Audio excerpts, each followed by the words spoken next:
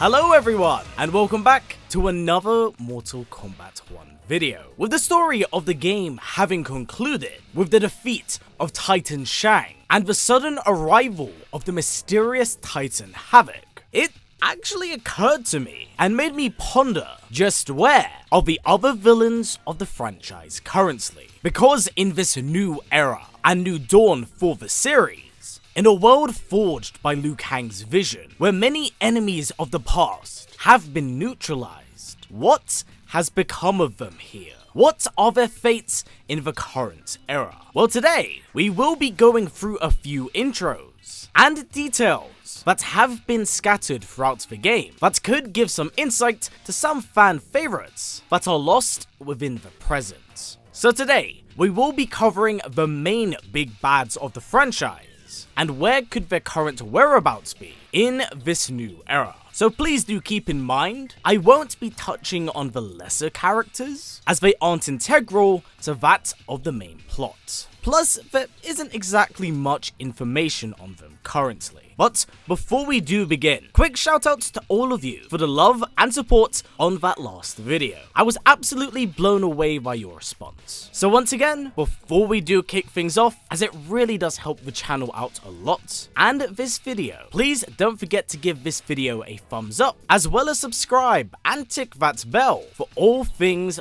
related. And hey, if you have any interesting ideas you'd like me to explore, please do put them down in the comments below, as I'd love to hear some of your suggestions. Anywho, let's just jump right into things. So seeing as we know the fates of Bi-Han, Shao, Shang, as well as a handful of the other characters, let's actually touch on someone who was loosely referenced in the story mode, Shinnok, the elder god of death.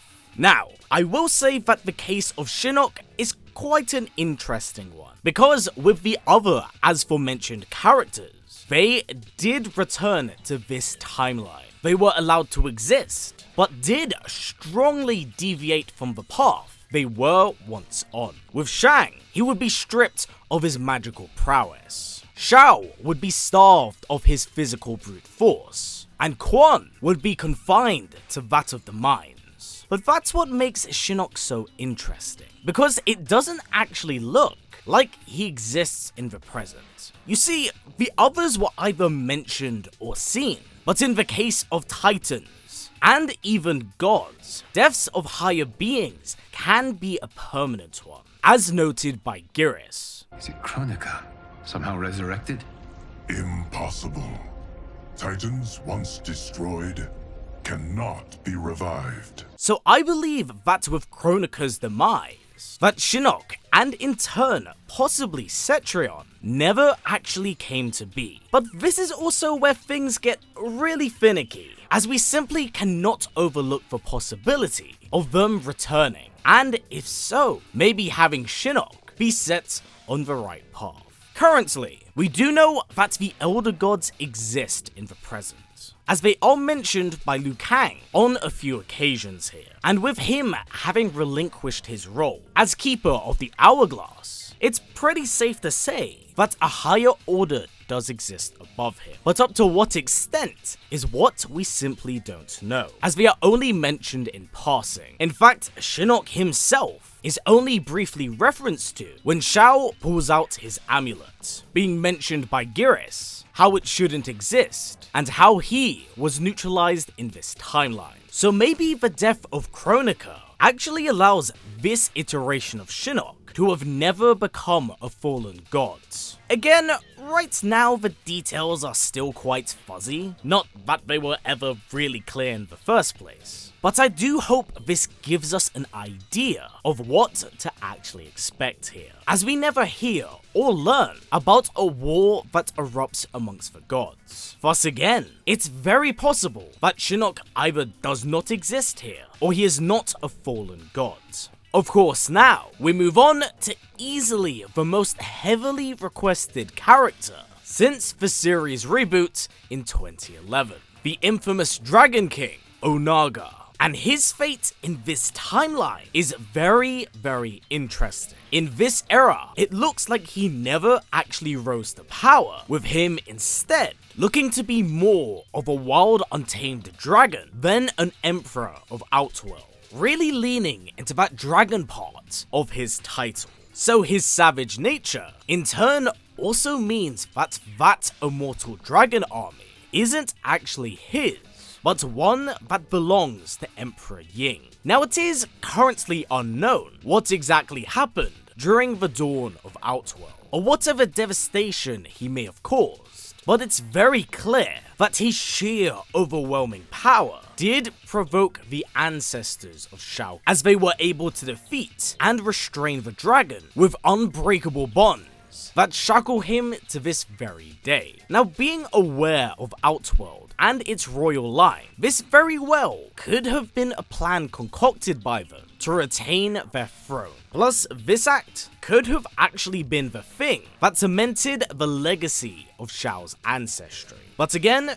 the details of that, as of right now, are little to none. Since then, the slumbering dragon has of course been locked away. But in the fall of Outworld's civil war, the defeat of Titan Quan and Shang, and Shao having been freed from his prison, it looks like in his desperation, Shao seeks to defy the will of his ancestors, breaking Onaga's bonds and wishing to achieve greatness by taming the almighty Dragon King. Sadly, most of this is discussed through dialogue, and we don't quite know the success that does come from this. Only that Reiko is willing to die for Shao's dream. But seeing as how MK1 does take elements from Deadly Alliance, repackaging them for a modern era, it wouldn't at all surprise me if they did lean into this for the next game, especially with that pretty unused dragon army. Whilst, yes, the Onaga stuff could very well end up being DLC. I think that the Titan Havik arc is what will be tackled first, just to close out the multiversal timeline arc, then allowing them to focus on a new Deception-esque era game. I mean, hell, there is even the possibility that this game could in turn get 2 big story expansions.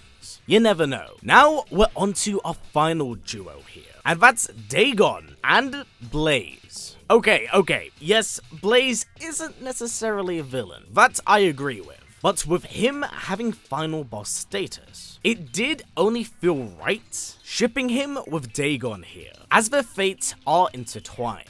So I guess this also does partially affect Taven. So with that said, what do we know of the Edenian gods? Well, it's very interesting, because in this new timeline and canon, whilst not much is known of the gods, it looks like Lu's creation of this new era has not only prevented the creation of Armageddon, but also the twins as a whole. Whilst yes, Delia and Argus are referenced to by name, there is only one interaction in the entire game that ever name drops them, and that is between 2 reigns here. And from what you can tell during this mirror match, is that it seems like Taven and Dagon may not exist in this canon. And why is this so? Well, I believe that actually comes down to Argus. He isn't a dick in this timeline. At least, that's my assumption. What I mean by this is that if you really think about it with Argus, he's essentially the centerpiece and downfall of the original timeline, as well as his family. He was the one that sent out his sons on a quest that ultimately led to their deaths. He is the one that was responsible for creating a being so powerful that once absorbed, it would allow them to transcend the Elder Gods. And that it was he that had an affair with Rain's mother, later fooling her of his death, which in turn led to her own demise from her grief. Thus, I believe that in this present, to prevent all of this, Lu could have very well made this man infertile. It's a pretty wild claim and idea when I say it out loud, but it does make sense. But what of Rain here? Rain is his son, right? Well, no, as Rain in this timeline and era has actually been stripped of his godhood by Liu Kang, believing that by doing so, he would lose all of that bravado and find a sense of humility, redeeming himself in the present. Something that, well, definitely needs to be explored in its own video. So, Rain video incoming, I guess. But back on the topic, it doesn't look like either Dagon, Blaze, or Taven are a thing in the present. Because with the fighters of each realm not growing absurdly strong, there is no necessity to create this contingency plan through Blaze. I suppose it gives you an idea of just how much Liu has changed and perfected in this new universe. So with that said, this does cover what exactly happened to the villains of old in the current day present. I hope you have enjoyed this video and learnt more by doing so. But with that said, what do you think has actually happened to these characters here? Because as I noted, a lot of this has been left ambiguous. Do you think Shinnok exists in the present, or has he turned a new leaf? Do you think Onaga can be tamed? Please do comments down below, as I love hearing what you have to say. But for now everyone, that has been it for me. So as always, stay strong, stay well, and keep on fighting. Take care everyone, I'll see you all soon.